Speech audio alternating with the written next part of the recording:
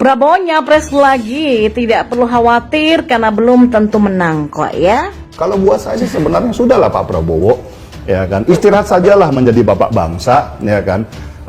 Keluarkanlah orang-orang muda untuk memimpin negeri ini, karena kalau nanti buat saya secara pribadi, saya menghormati Pak Prabowo, ya kan. Beliau sudah bertarung 2 kali, ya kan, dan beliau tidak menang-menang melawan seorang Jokowi, dan sekarang beliau sudah menjadi Menteri Pertahanan. Jaga saja image itu, jangan dirusak ketika harus bertempur lagi di Pilpres 2024 dan orang menghina-hina dia sebagai calon presiden yang sudah paling tua. Dan saya juga menyadari kenapa harus ada gerakan semacam ini, karena memang nama Prabowo itu sudah nggak bisa menjual gitu, udah kayak kartu mati lah.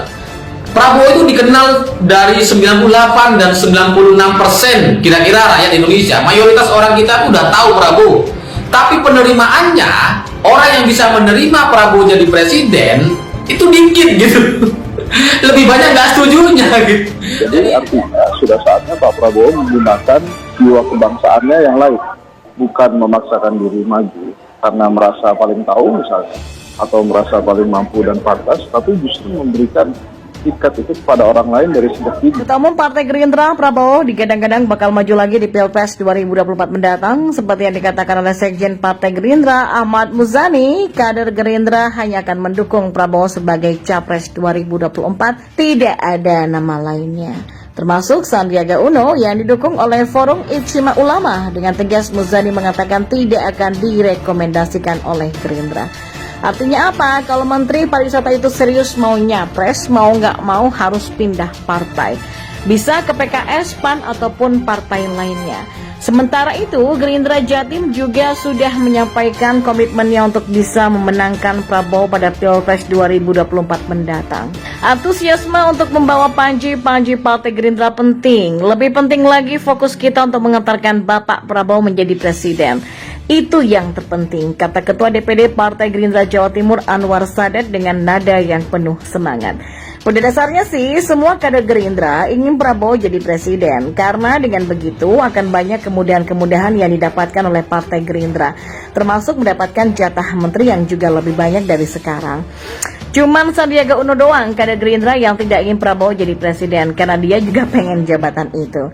Dan Om Prap mau bertarung lagi di Pilpres ini sebenarnya nggak perlu dikhawatirkan sih. Serta kader Gerindra beserta pendukungnya juga nggak usah jumawa, karena apa? Belum tentu menang juga, toh ya.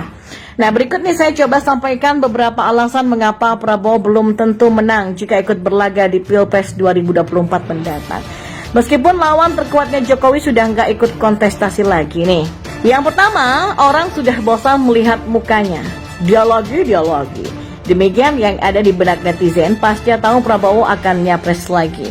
Sebagaimana kita ketahui bahwa selama 3 kali Pilpres, Ketua Umum Partai Gerindra itu tidak pernah sekalipun enggak ikut kontestasi untuk memperebutkan kursi RI 1 dan RI 2 tersebut. Di Pilpres 2009, Prabowo jadi cawapres, berpasangan dengan Megawati kala itu ya. Di Pilpres 2014, Prabowo jadi capres lagi, berpasangan sama Hatta Rajasa.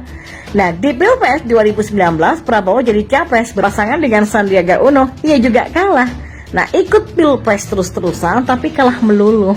Pertanyaannya, apa nggak bosen melihat mantan suami Titik Soeharto itu nyapres melulu? Gantian dong, kasih kesempatan sama yang lain. Dan kalau orang sudah bosan melihat mukanya, tentu sudah dipastikan tidak akan memilih bos Fadlizon tersebut. Nah, yang kedua, terlanjur dicap merangkul kelompok intoleran tapi dibenci oleh kadrun.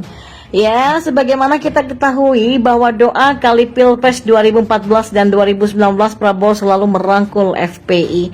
Yang kita tahu sendiri bahwa FPI ini kan merupakan ormas intoleran yang suka main hakim sendiri serta doyan melakukan tindak kekerasan terhadap kelompok-kelompok yang tidak disukainya. Seperti warga Ahmadiyah yang pernah menjadi korban kekerasan Laskar FPI. Begitupun dengan kelompok Aliansi Kebangsaan untuk Kebebasan Beragama dan Berkeyakinan atau AKBD pernah juga menjadi korban penyerangan pengikut Rizik itu. Padahal sebagian besar pesertanya adalah ibu-ibu dan anak-anak, dan bisa dibilang masyarakat sudah trauma dengan kelakuan FPI ini. Kalau bisa jangan nian mereka sampai berkuasa. Sehingga ketika mereka mencoba bercokol pada Prabowo, orang pun otomatis enggan memilih mantan menantu Soeharto itu menjadi presiden. Karena kalau Prabowo jadi presiden, sudah bisa dipastikan FPI akan semakin leluasa untuk melakukan aksi bejatnya, main hakim sendiri tersebut. Namun di sisi lain sekarang pasukan kadrun juga membenci Prabowo yang disebabkan oleh Om Prak mau menjadi Menteri Jokowi. Bahkan Ketua PA 212 Slamet Ma'arif juga pernah mengatakan para pendiri Gerindra ini sudah selesai.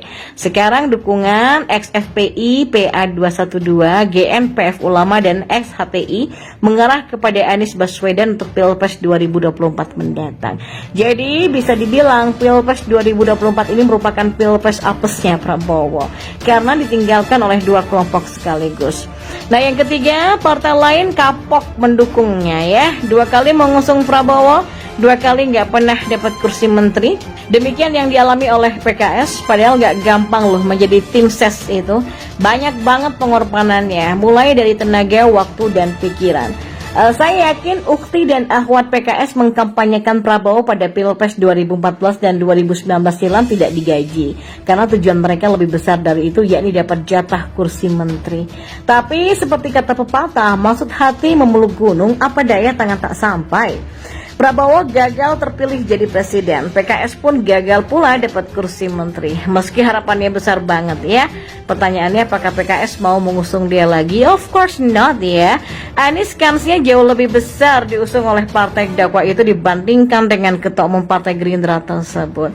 Demikian sih beberapa alasan kenapa Prabowo belum tentu menang meskipun lawannya bukan Jokowi. Dan kalau dia nyalon lagi kemudian kalah, mudah-mudahan bisa diukur lebih dewasa. Presiden Jokowi sudah menyatakan tidak berminat dan tidak berniat menjadi presiden 3 periode.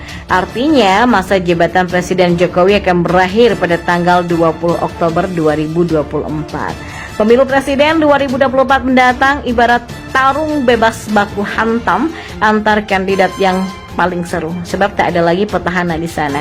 Saat ini Prabowo punya mesin politik berupa partai politik yang sangat kuat yang sudah mencalonkannya. Sejarah mencatat Partai Gerindra adalah runner-up pemilu 2019 dengan angka perolehan suara yang cukup fantastis. Sebelum Anda ngelanjutin menyimak saya pengen tekankan bahwa untuk saat ini saya belum menentukan pilihan politik saya, belum. Siapa nanti yang akan saya usung bagi saya Belanda masih jauh. Untuk itulah saya masih bermain-main dengan imajinasi liar saya untuk menganalisa potensi kekuatan para calon pendekar yang akan menguasai NKRI pada 2024 sampai 2029 mendatang.